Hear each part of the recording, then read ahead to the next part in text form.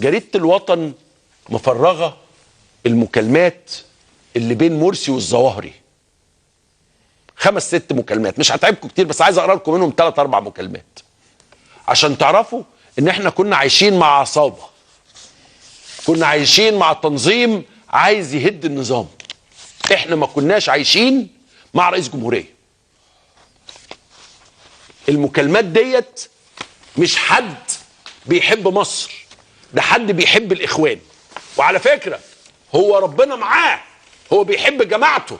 طب واحنا بقى مش هنحب جماعتنا؟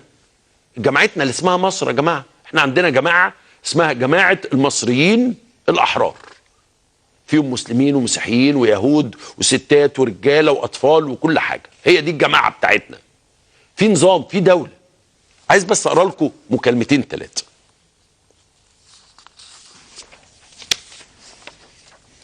أيمن الظواهري اللي هو زعيم تنظيم القاعدة كان بيكلم الرئيس بتاعنا، يعني الرئيس بتاعنا كان بيتكلم مع إرهابي.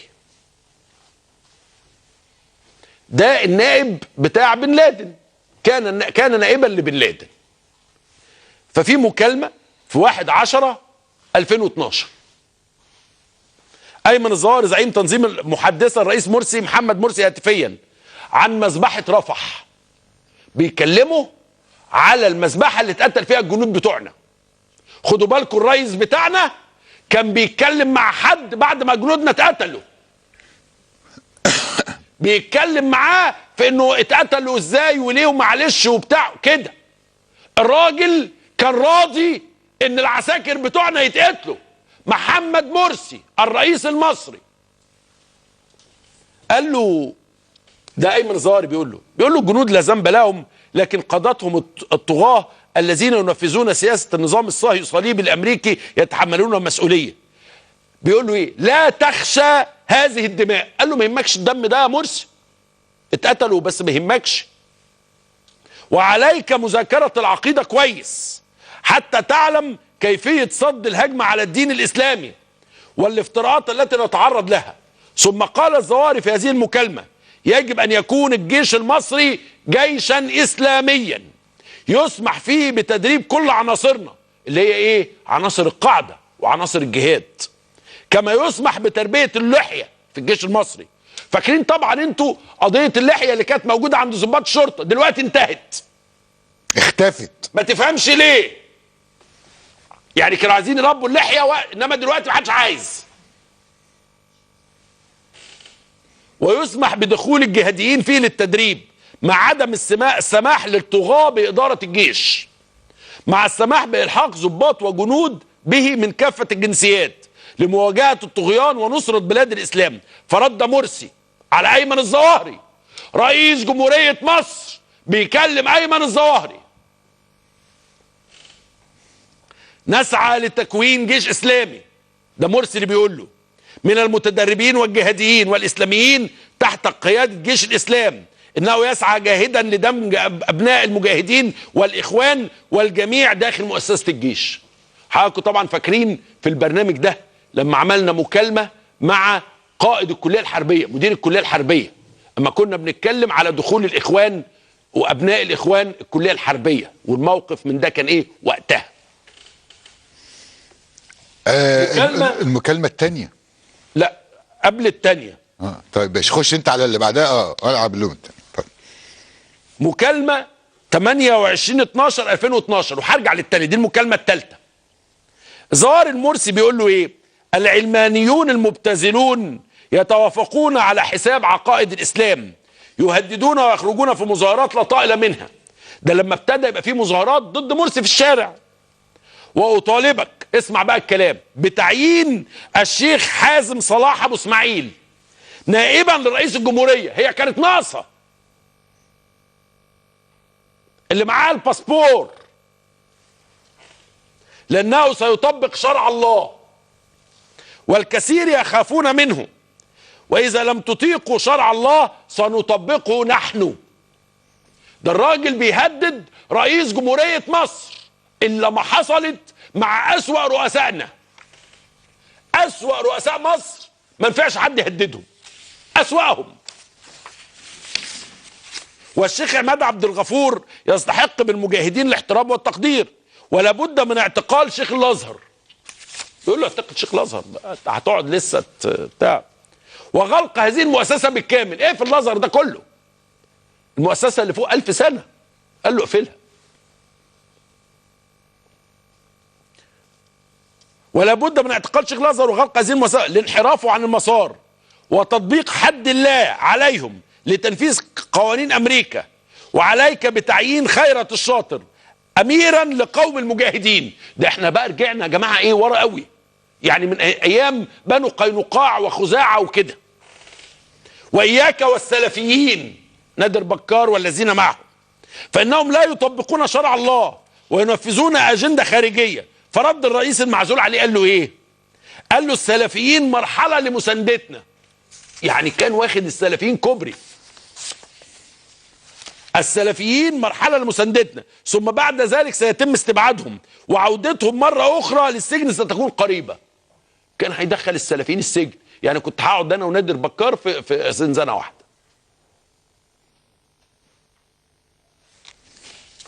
لكن الزوارق قطعه. انصحهم، راجل برضه قلبه طيب، قال له انصحهم بالتي هي احسن، وان لم يستجيبوا عليكم بتطبيق القصاص عليهم لسكوتهم على الحق. واستطرد الزوارق قائلا السلفيين لن يتعاونوا مع الاخوان على نشر تعليم الاسلام والاتحاد على نشر الخلافه، بل يتعاونون مع القوى المحظوره والعلمانيه، وعليهم العوده للحق، واذا لم يعودوا مره اخرى فطردهم سيكون واجبا حتميا.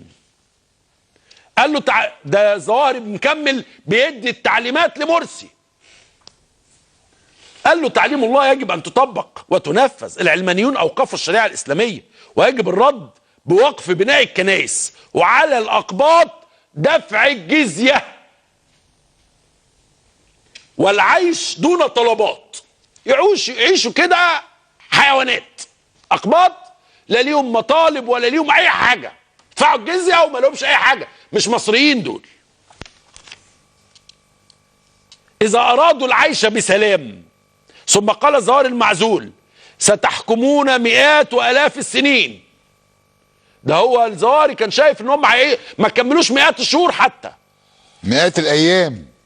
وعليكم تطبيق تجربه باكستان وافغانستان في مصر، تطبيق الشريعه، ومضى موضحا واعدام كل من يخالف الشريعه، واعدام المنتمين لاعلام العلمانيين. الله يرحمك يا عمرو.